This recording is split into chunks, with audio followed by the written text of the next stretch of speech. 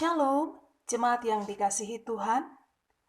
Diberitahukan bahwa perjamuan kudus bulan Juli akan dilaksanakan pada minggu pertama, tanggal 5 Juli 2020, jam 8 waktu Indonesia bagian Barat.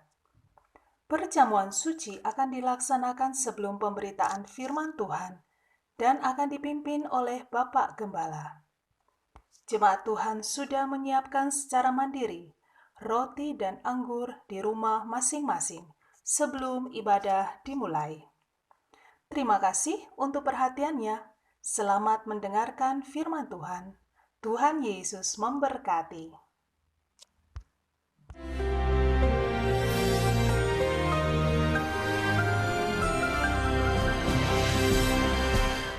Shalom para perwira kerajaan, the warrior of the kingdom.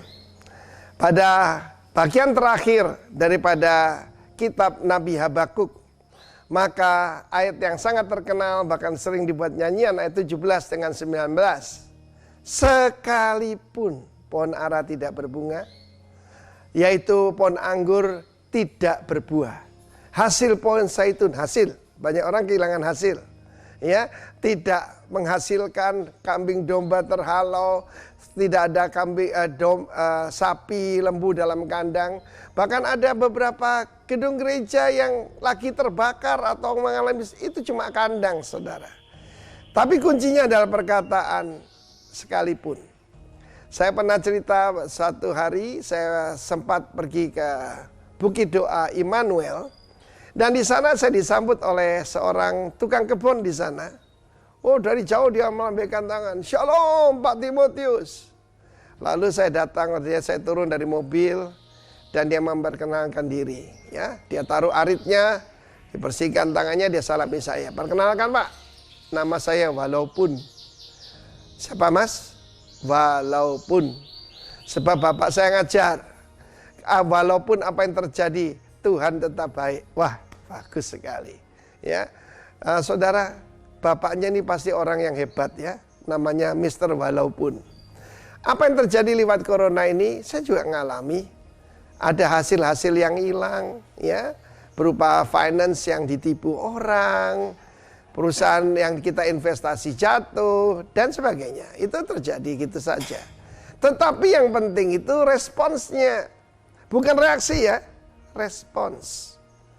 Pecundang itu memberikan reaksi, tetapi pemenang selalu memberikan right response. Namun akan bersuka cita dalam Tuhan Allahku, Allahku keselamatanku. Kalau kita ini sudah diselamatkan, tidak usah takut dengan yang lain.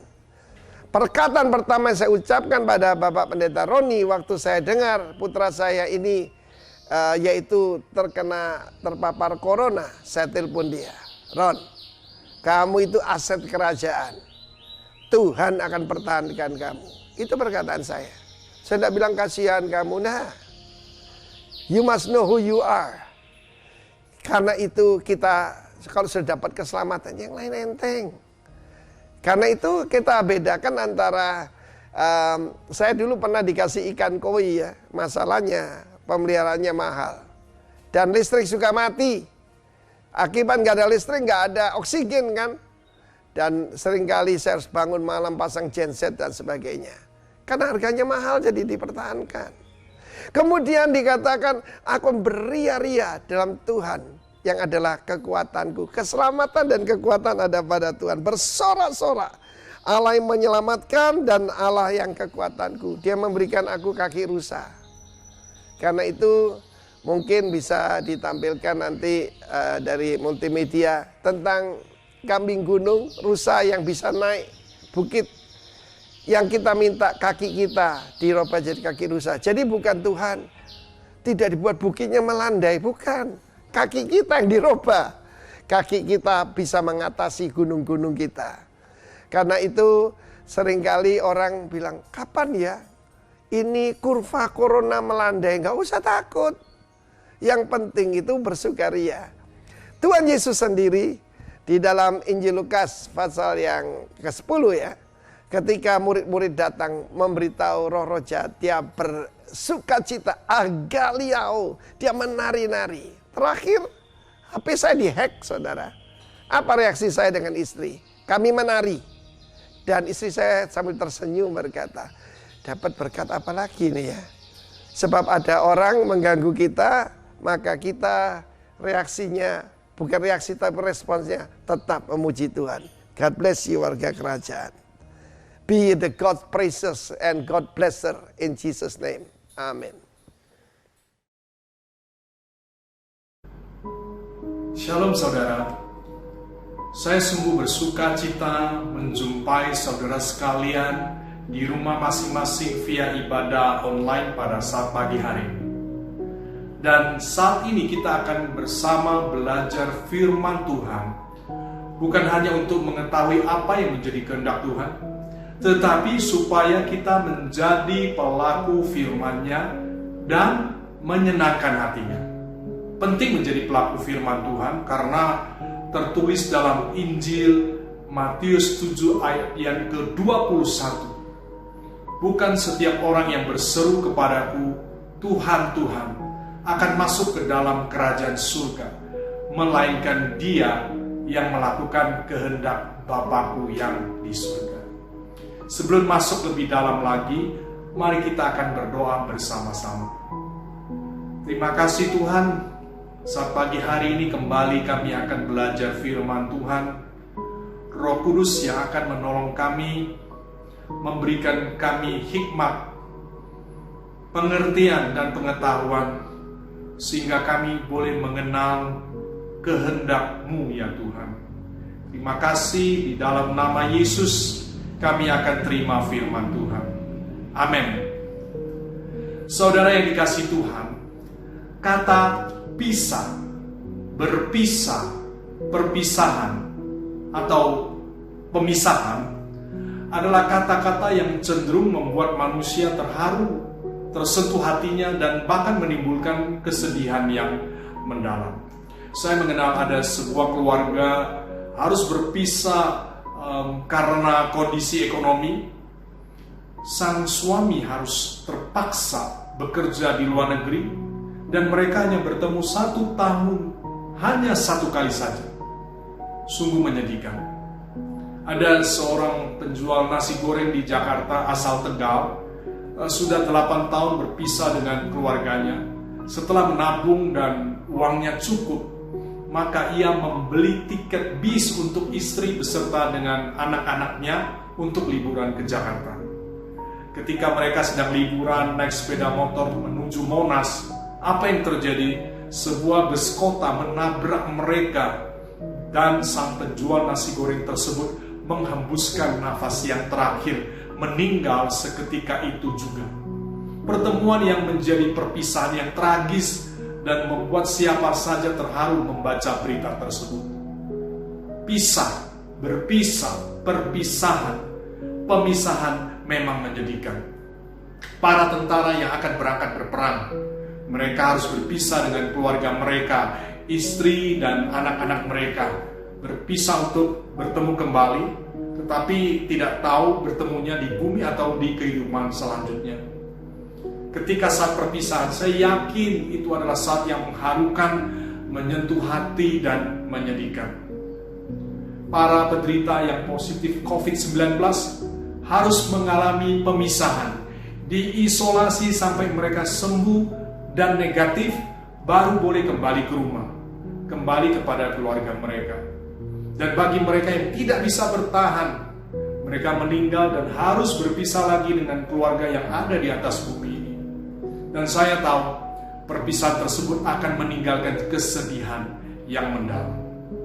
Memang bagi kita orang percaya ada pengharapan untuk bertemu kembali. Tetapi bagaimanapun ketika pada saat-saat mengalami perpisahan itu pasti menyedihkan. Saudara, sebaliknya kata pisah, berpisah, perpisahan, pemisahan, kata-kata yang cenderung membuat manusia sedih, justru dipakai Allah untuk mendatangkan kebaikan bagi manusia, khususnya mereka yang percaya dan hidup dalam rancangannya.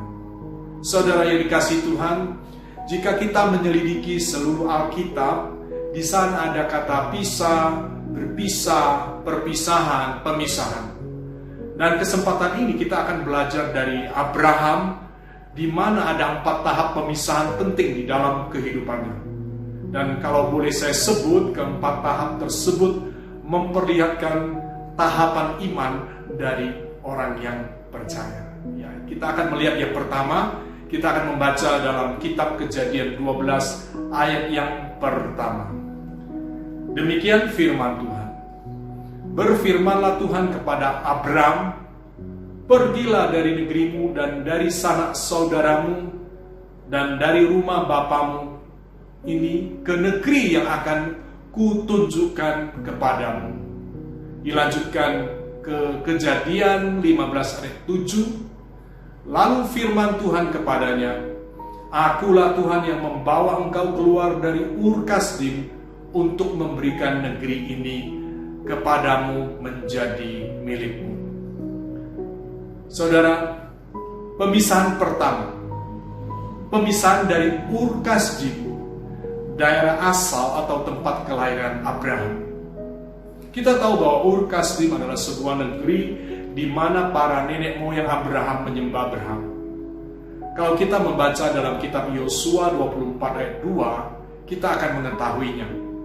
Begini firman Tuhan, Allah Israel, dahulu kala di seberang sungai Efrat, disitulah diam nenek moyangmu, yaitu Terah, ayah Abraham dan ayah Nahor, dan mereka beribadah kepada Allah lain.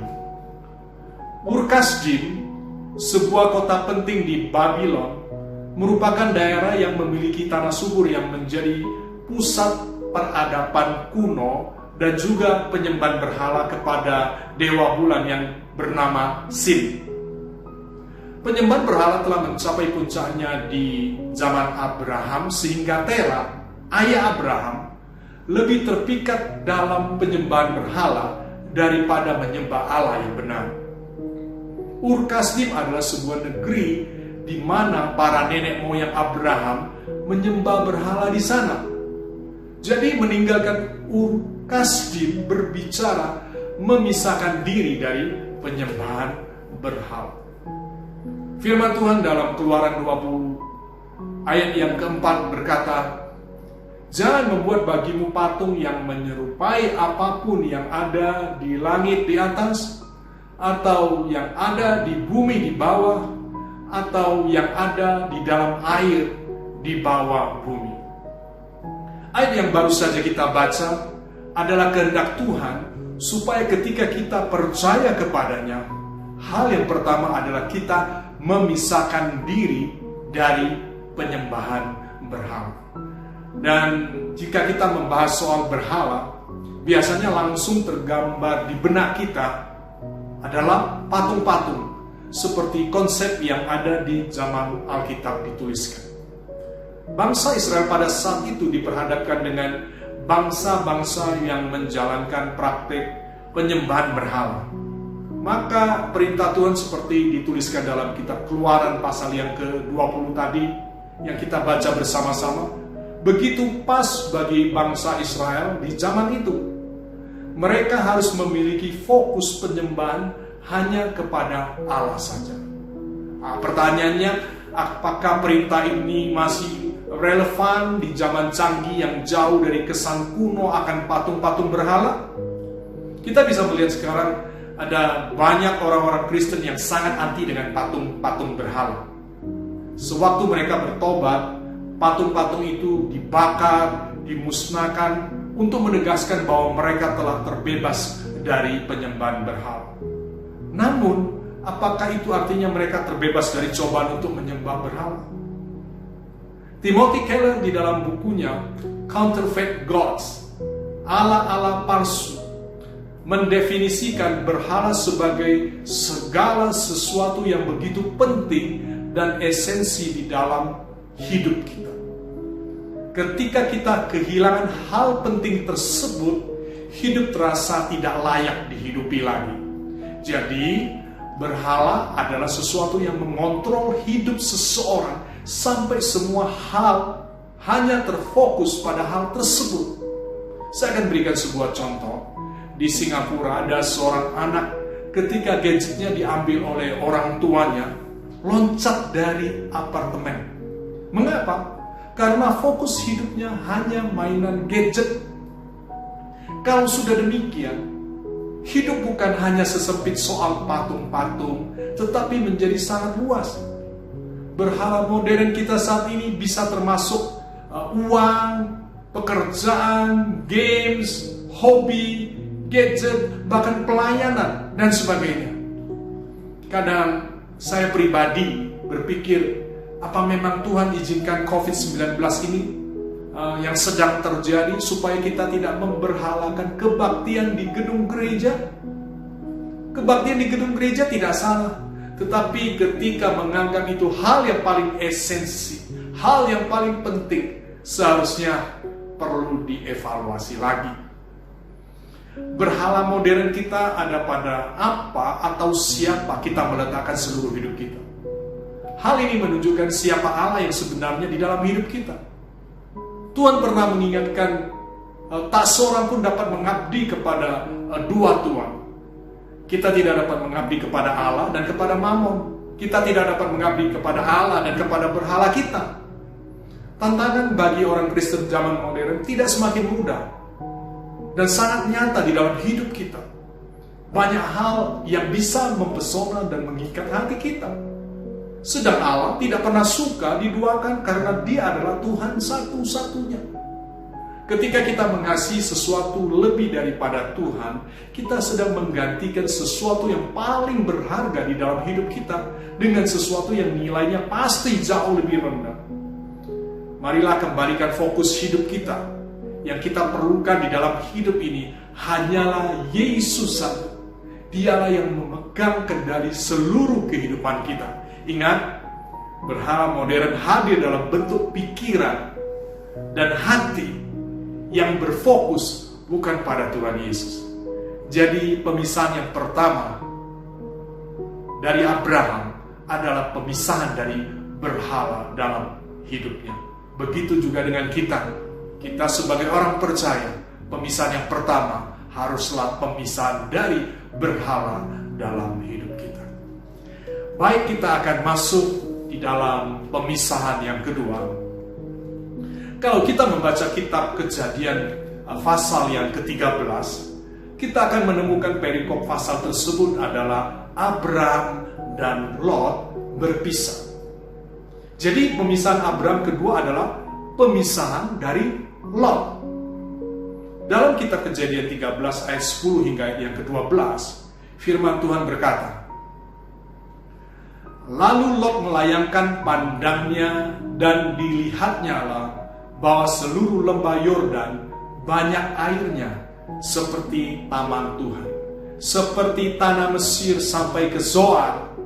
Hal itu terjadi sebelum Tuhan memusnahkan Sodom dan Gomora." Ayat yang ke-11, "Sebab itu Lot memilih baginya seluruh lembah Yordan itu, lalu ia berangkat ke sebelah timur dan mereka berpisah." Ayat yang ke-12, "Abram menetap di tanah Kanaan, tetapi Lot menetap di kota-kota lembah Yordan dan berkemah di dekat Sodom." Saudara, dari ayat-ayat yang baru saja kita baca, kita dapat mengetahui bahwa Lot adalah orang yang penuh dengan hawa nafsu duniawi. Sangat jelas bahwa pemisahan dengan Lot menunjukkan pemisahan dari keadaan yang bersifat duniawi, walaupun telah dipisahkan dan dikeluarkan dari dunia. Dengan kata lain, tidak menjamin seseorang yang sudah beragama Kristen, ikut Tuhan, ke gereja, pasti tidak duniawi. Tidak. Bisa saja Kristen tetapi tetap duniawi seperti Lot. Ketika Abraham dan Lot berpisah, Lot memilih seluruh lembah Yordan sampai ke Zoar karena di sana banyak airnya dan dilihatnya bagus seperti taman Tuhan. Tindakan ini menunjukkan bahwa Lot penuh dengan hawa nafsu duniawi dan materialistis. Lalu Lot melayangkan pandangnya dan dilihatnya bahwa seluruh lembah Yordan banyak airnya seperti taman Tuhan, seperti tanah Mesir sampai ke Zoar. Hal itu terjadi sebelum Tuhan memusnahkan Sodom dan Gomora. Lot, keponakan Abraham, adalah satu-satunya sanak saudara yang telah menemani Abraham dan bersamanya melewati waktu-waktu sulit sepanjang perjalanan sejak dia meninggalkan Ur Kasdim sampai tiba dan menetap di tanah Kanaan. Tanah orang asing, tanah bangsa kafir. Ketika Abraham harus berpisah dengan Lot yang selalu mendampingi dan menjadi tempat sandarannya, pasti saya yakin ada kepedihan yang menyayat hati Abraham. Hanya mereka yang menang atas kepedihan akibat pemisahan demikian yang layak menjadi murid sejati Yesus. Kalau kita membaca di dalam Lukas 14 ayat yang ke-26, Yesus berkata, "Jikalau seseorang datang kepadaku dan ia tidak membenci bapaknya, ibunya, istrinya, anak-anaknya, saudara-saudaranya laki-laki atau perempuan, bahkan nyawanya sendiri, ia tidak dapat menjadi muridku." Yesus melanjutkan di Lukas 14 ayat ke-33, "Demikian pula lah tiap-tiap orang di antara kamu yang tidak melepaskan dirinya dari segala miliknya tidak dapat menjadi muridku." Saudara, hari ini kita juga bisa menjadi murid sejati Yesus jika kita dipisahkan dari hal-hal yang bersifat duniawi dan materialistis yang ada di sekitar kita. Saudara, ukuran keberhasilan pengikut Yesus bukan materi, bukan harta, bukan kemewahan hidup, tetapi ketika kasih Bapa ada dalam kehidupan kita. Dan itu yang memampukan kita melakukan kehendak Bapa di surga. Di dalam 1 Yohanes 2 ayat 15, firman Tuhan berkata, "Janganlah kamu mengasihi dunia dan apa yang ada di dalamnya. Jikalau orang mengasihi dunia atau menjadi duniawi, maka kasih akan Bapa tidak ada di dalam orang itu." Jadi, jika seseorang menjadi duniawi, maka kasih Bapa tidak ada di dalam hidupnya, sehingga mustahil baginya untuk melakukan kehendak Bapa di surga. Dilanjutkan di dalam Matius 16 ayat 26, "Apa gunanya seorang memperoleh seluruh dunia tetapi kehilangan nyawanya? Dan apakah yang dapat diberikannya sebagai ganti nyawanya?" Saudara, sebelum meninggal, Raja Alexander Agung mengumpulkan para jenderalnya dan menyampaikan 3 permintaan terakhirnya. Yang pertama, hanya dokter terbaik yang harus membawa peti matinya. Permintaan yang kedua, semua harta kekayaannya, uang, emas, dan batu permata harus disebar di sepanjang jalan prosesi pemakaman menuju kuburannya. Dan yang ketiga, tangannya harus dibiarkan tergantung, menjuntai di luar peti mati agar semua orang dapat melihatnya. Salah seorang jenderalnya yang terkejut dengan permintaan yang tidak biasa itu meminta Alexander itu menjelaskan maksud permintaannya. Dan ini adalah penjelasan dari sang raja. Yang pertama dia mengatakan, "Saya ingin dokter terbaik membawa peti mati saya untuk menunjukkan bahwa saat dijemput ajal, dokter terbaik di dunia sekalipun tidak memiliki kemampuan menyembuhkan." Yang kedua, "Saya ingin jalan menuju pemakaman ditaburi semua harta kekayaan saya, agar setiap orang bisa melihat bahwa semua kemakmuran materi yang diperoleh di bumi akan tetap tertinggal di bumi." Dan yang ketiga, "Saya ingin tangan saya terayun di luar peti mati, agar orang-orang mengerti bahwa kita datang ke bumi dengan tangan kosong dan meninggalkan bumi juga dengan tangan kosong." Ada sebuah lagu yang begitu memberikan pengharapan kepada orang percaya yang dinyanyikan Jim Reeves. Judulnya adalah "This world is not my home." Artinya, dunia ini bukan rumahku. Memang benar saudara, dunia ini bukan rumah kita. Jangan berharap kepada segala sesuatu yang ada di dunia ini yang tidak menentu. Jangan tertipu dengan semua kemegahan dan kenikmatannya. Jangan menjadi duniawi karena semua itu akan segera berlalu. Paulus menulis suratnya kepada jemaat Kolose 3 ayat yang kedua di dalam terjemahan bahasa Indonesia masa kini. Firman Tuhan berkata, arahkan pikiranmu pada hal-hal yang di situ. Maksudnya adalah perkara yang di atas, perkara surgawi. Jangan pada hal-hal yang di dunia. Ini adalah pemisahan Allah yang kedua. Maksud saya ini adalah pemisahan Abraham yang kedua, berpisah dengan Lot yang berbicara mengenai pemisahan dari keduniawian atau tidak menjadi duniawi. Haleluya. Kita akan lanjut ke pemisahan yang ketiga. Kita akan membaca dalam kitab Kejadian 21 ayat yang ke-14. Firman Tuhan berkata, keesokan harinya, pagi-pagi Abraham mengambil roti serta sekirbat air dan memberikannya kepada Hagar. Ia meletakkan itu beserta anaknya, yaitu Ismail, di atas bahu Hagar. Kemudian disuruhnyalah perempuan itu pergi. Maka pergilah Hagar dan mengembara di padang gurun Beersheba. Setelah Ishak dilahirkan sebagai anak yang dijanjikan Allah, Abraham berpisah dengan Ismail, anak sulung yang dilahirkan oleh Hagar. Perhatikan, dari hasil pikiran manusia. Dalam Kejadian 16 ayat 1 hingga ayat ke-4, firman Tuhan berkata, adapun Sarai istri Abraham itu tidak beranak. Ia mempunyai seorang hamba perempuan, orang Mesir, Hagar namanya. Berkatalah Sarai kepada Abraham, engkau tahu, Tuhan tidak memberi aku melahirkan anak. Karena itu baiklah hampiri hambaku itu. Mungkin oleh dialah aku dapat memperoleh seorang anak. Dan Abraham mendengarkan perkataan Sarai. Ayat yang ketiga, jadi Sarai istri Abraham itu mengambil Hagar hambanya orang Mesir itu, yakni ketika Abraham telah 10 tahun tinggal di tanah Kanaan, lalu memberikannya kepada Abraham suaminya untuk menjadi istrinya. Abraham menghampiri Hagar, lalu mengandunglah perempuan itu. Ketika Hagar tahu bahwa ia mengandung, maka ia memandang rendah akan nyonyanya itu. Jadi jelas bahwa kelahiran Ismail adalah semata-mata dari buah pikiran manusia, bukan pikiran Allah.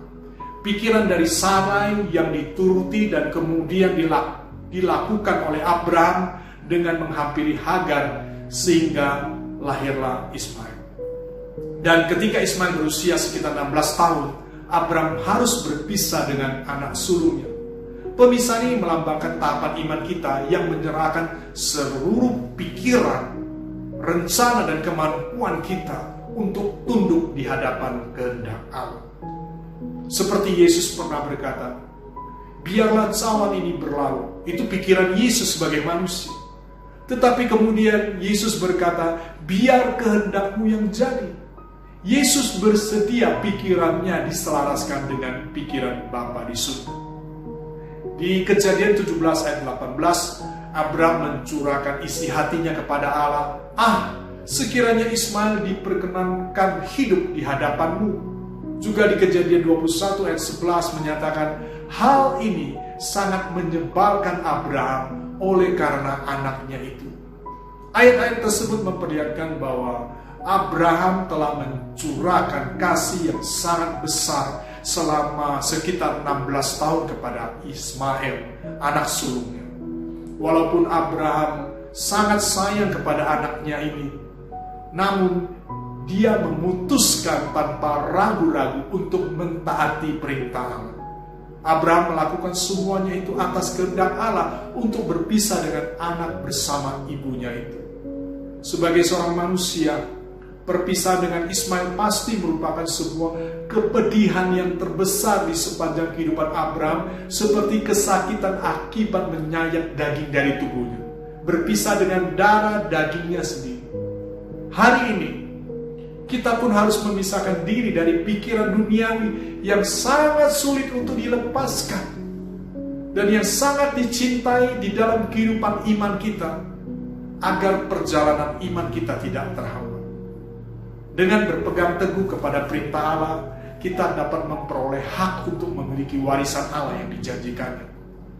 Ketika Yesus mulai menyatakan kepada murid-muridnya bahwa ia harus pergi ke Yerusalem dan menanggung banyak penderitaan dari pihak tua-tua, imam-imam dan ahli-ahli Taurat, lalu Yesus dibunuh dan dibangkitkan pada hari yang ketiga. Kita tahu ceritanya itu.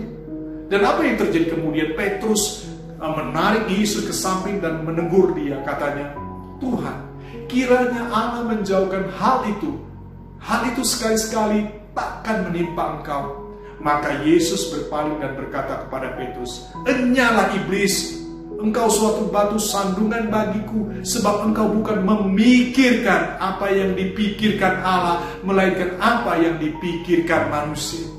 Kita melihat seorang murid yang terus bersama-sama dengan Yesus bisa saja lalai menyelaraskan pikirannya dengan pikiran Tuhan. Begitu juga Yudas. Ia tidak pernah berpikir Yesus yang dikhianatinya akhirnya ditangkap, dijatuhi hukuman mati dan disalib. Tidak pernah berpikir seperti itu. Mengapa hal itu bisa terjadi? Karena Yudas berpikir dengan cara pikiran manusia. Pikirannya, bukankah selama ini Yesus yang diikutinya hebat, sakti, bisa melakukan apa saja, menyembuhkan orang sakit, mengadakan mujizat, ketika hendak ditangkap selalu menghilang dan luput dari orang-orang yang akan menangkapnya. Oleh sebab itu, dengan cara pikir manusia duniawi, ia menjual Yesus dengan mendapatkan uang 30 perak dari imam-imam dan tua-tua.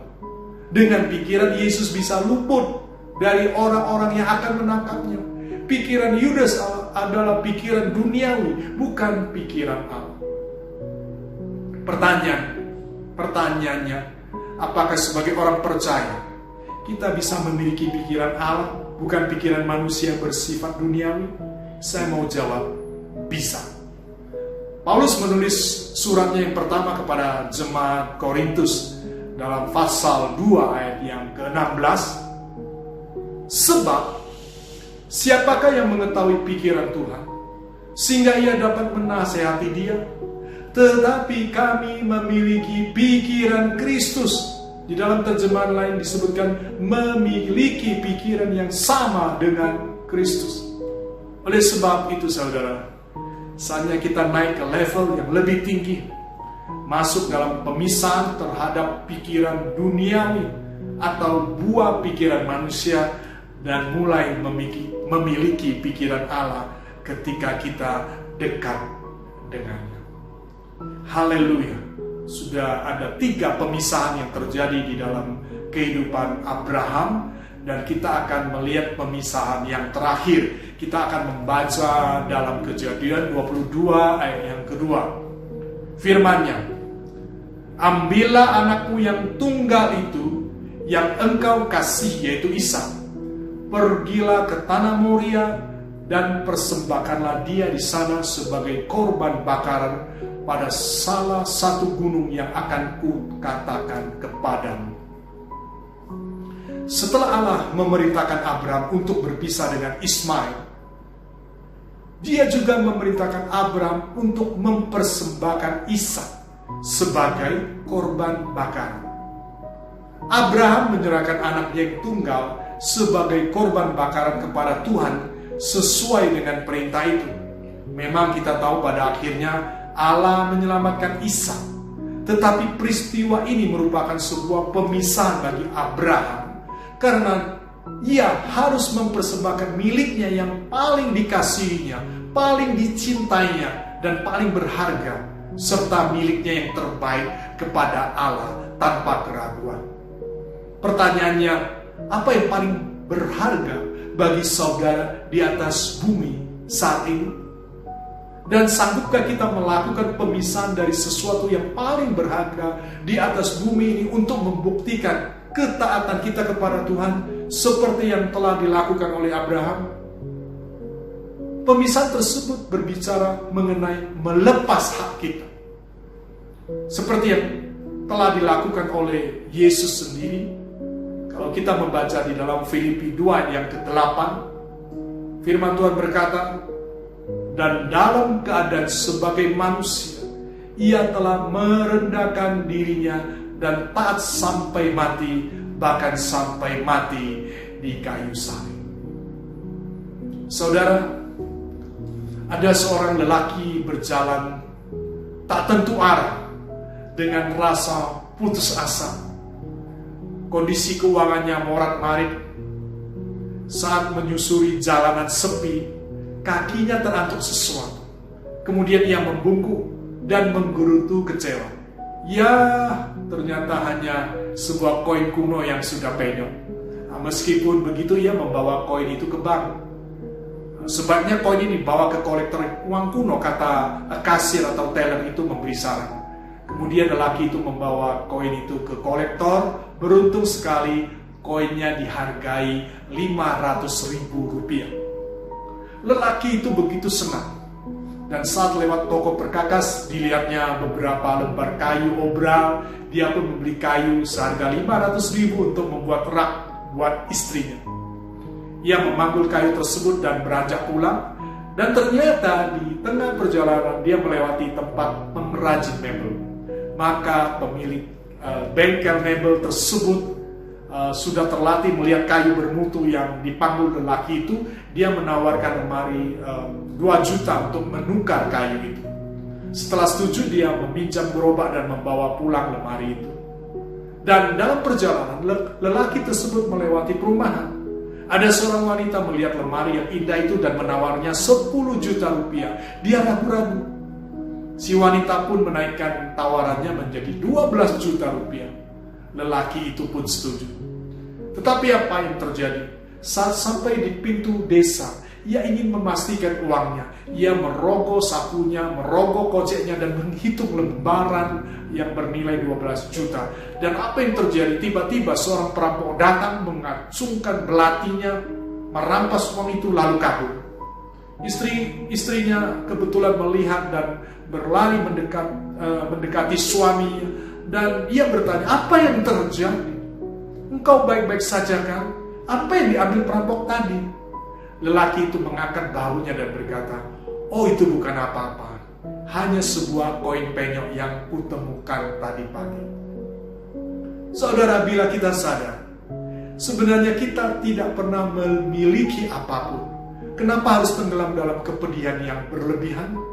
Sebaliknya, sepatutnya kita bersyukur atas segala yang telah kita miliki. Karena ketika datang dan pergi, kita tidak membawa apa-apa. Menderita karena melekat, bahagia karena melepas. Karena demikianlah hakikat sejatinya kehidupan. Apa yang sebenarnya kita punya dalam hidup ini tidak ada. Karena bahkan nafas saja bukan kepunyaan kita dan tidak bisa kita genggam selamanya. Saat kehilangan sesuatu, kembalilah ingat bahwa sesungguhnya kita tidak punya apa-apa. Jadi kehilangan itu tidaklah nyata dan tidak akan pernah menyakitkan. Kehilangan hanya sebuah tipuan pikiran yang penuh dengan keakuan. Keakuan itulah yang membuat kita menderita. Rumahku, hartaku, istriku, suamiku, anakku, semuanya bukan milikku. Kita lahir tidak membawa apa-apa, meninggal pun sendiri, tidak bawa apa-apa dan tidak ngajak siapa-siapa. Sesungguhnya semuanya adalah milik Allah dan sesungguhnya semua akan kembali kepada Allah. Amin, saudaraku. Ke-24 tua-tua juga membuat pengakuan serupa di dalam Wahyu 4 ayat 10 hingga ayat yang ke-11. Mereka memuliakan Allah dengan melemparkan mahkota mereka di hadapan tahtanya sambil bernyanyi bahwa semua hal yang diciptakan adalah milik Allah. Firman Tuhan berkata, maka tersungkurlah ke-24 tua-tua itu di hadapan Dia yang duduk di atas tahta itu, dan mereka menyembah Dia yang hidup sampai selama-lamanya, dan mereka melemparkan mahkotanya di hadapan tahta itu sambil berkata, Ya Tuhan dan Allah kami, Engkau layak menerima puji-pujian dan hormat dan kuasa, sebab Engkau telah menciptakan segala sesuatu, dan oleh karena kehendak-Mu semuanya itu ada dan diciptakan. Perjalanan iman dari orang kudus sama dengan langkah-langkah pemisahan ini. Iman menjadi dewasa melalui pemisahan. Kita tidak dapat maju ke tempat baru. Kita tidak bisa naik next level tanpa memisahkan diri dari kehidupan lama, kebiasaan lama, dan manusia lama yang penuh dosa dan kejahatan. Jika kita tidak sepenuhnya memisahkan dan membuang hal-hal yang diperintahkan oleh Allah untuk dipisahkan dan dibuang, maka hal-hal tersebut akan datang kembali kepada kita sebagai semak duri dan perangkap di kemudian hari. Saudaraku, demikian pesan firman Tuhan pada saat pagi hari ini. Pemisahan yang dikerjakan Tuhan membawa kita next level. Yang pertama adalah pemisahan terhadap berhala. Berhala itu bukan saja patung, tetapi segala sesuatu ketika itu menjadi penting, esensi terpenting bagi hidup kita. Pemisahan yang kedua adalah pemisahan terhadap dunia, hal-hal duniawi. Yang ketiga adalah pemisahan terhadap hasil pikiran manusia. Dan yang terakhir adalah pemisahan terhadap apa yang paling berharga di dunia ini. Sebelum kita akhiri belajar firman Tuhan pada saat pagi hari ini, mari kita akan bersama-sama berdoa. Terima kasih Tuhan, saat pagi hari kami sudah mendengarkan firman-Mu. Biarlah kami tidak hanya menjadi pendengar firman, tetapi kami akan menjadi pelaku-pelaku firman Tuhan. Roh Kudus mampukan kami sehingga kami boleh menyenangkan hati Tuhan. Dalam nama Yesus. Amin. Tuhan Yesus memberkati kita semua.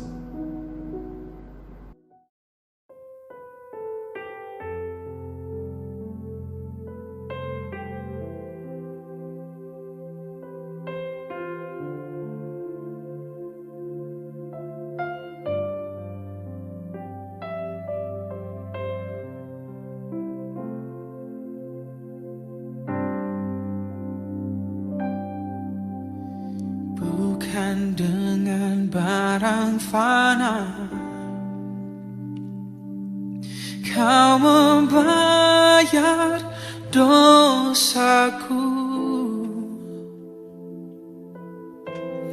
dengan darah yang mahal.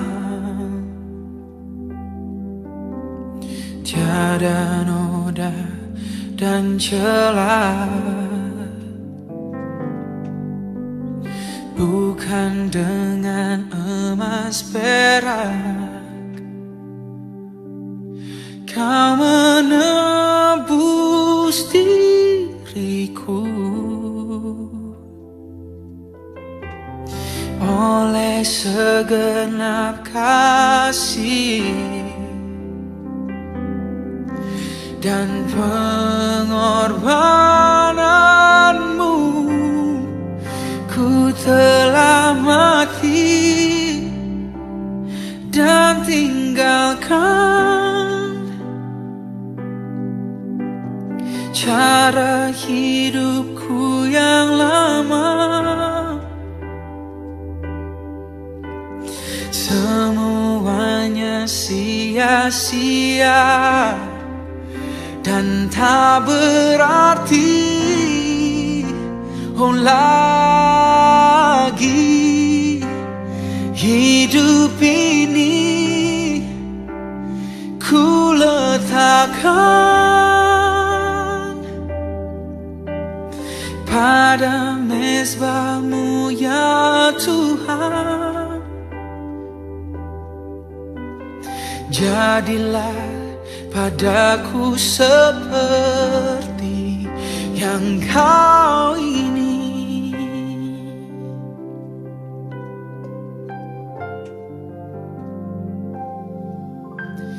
Bukan dengan barang fana Kau membayar dosaku dengan darah yang mahal. Tiada noda dan celah, bukan dengan emas perak. Kau menebus diriku oleh segenap kasih dan pengorbananmu. Ku telah mati dan tinggalkan cara hidupku yang lama. Semuanya sia-sia dan tak berarti lagi. Hidup ini ku letakkan pada mezbah-Mu ya Tuhan. Oh, jadilah padaku seperti yang Kau ingini.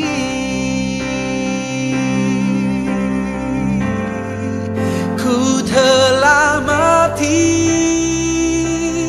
dan tinggalkan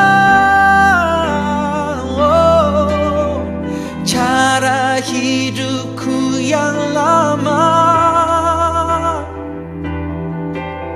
Semuanya sia-sia dan tak berarti lagi. Hidup ini aku letakkan pada mezbah-Mu ya Tuhan. Jadilah padaku seperti